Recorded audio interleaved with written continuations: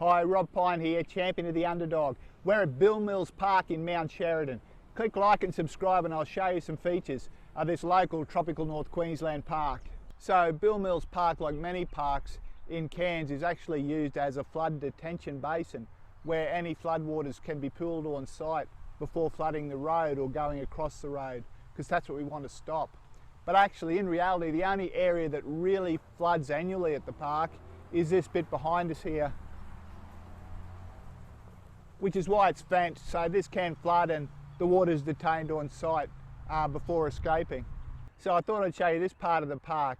Behind me is an area there that acts as a de facto spillway, but if this park was ever that flooded that needs to be used as a spillway, well, you better be building an ark, because I think we'll all need one. One of the rectangular fields, you often see it used for football by migrant communities such as the Mongs or African community love to come here and play football. This was where the first ground was, and due to demand we've got a second field over there. But this one here is the most improved and the most often used, and it's a great area where families can sit around the perimeter while their loved ones play sport. What a great place this Bill Mills Park is. I got to say, one of the good things about having a counsellor in a wheelchair is most things are wheelchair accessible, and this is a great park. There's no steps down. You can park up there and come down in your wheelchair, or if you've got a pram or anything like that. It's a pretty accessible park.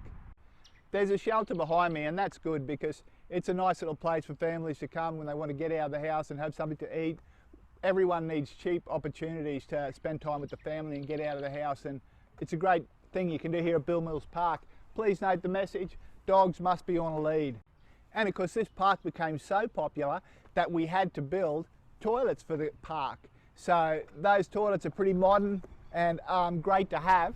And also you'll see there's a roller door, and there's a bit of a space there for some of the people who use the park for sporting purposes to store their equipment there. Hey, while I'm on sport, come and check out this little, used to be a volleyball court.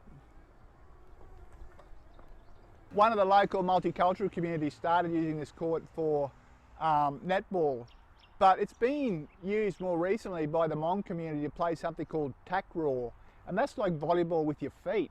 If you Google that, it's pretty entertaining. I'll share something in the show notes about tack raw so you know how it's played. Very athletic sport, that's for sure. Hey, let's see what else we've got here in Bill Mills Park. Oh, there's some exercise equipment. There's not a lot of sporting equipment here, but isn't it great to have this opportunity? People can come to their park and exercise, and if you know what you're doing, this equipment can help you get fit. Of course, if you're not interested in getting fit, there's another bit of council equipment over there. It's called a park bench. You can just take a seat and watch the clouds roll by.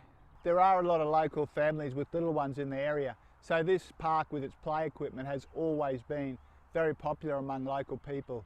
There's some mature trees which really gives the park a good vibe, but there's also some shade cloth over top of the swings so the kids can have fun and do it safely.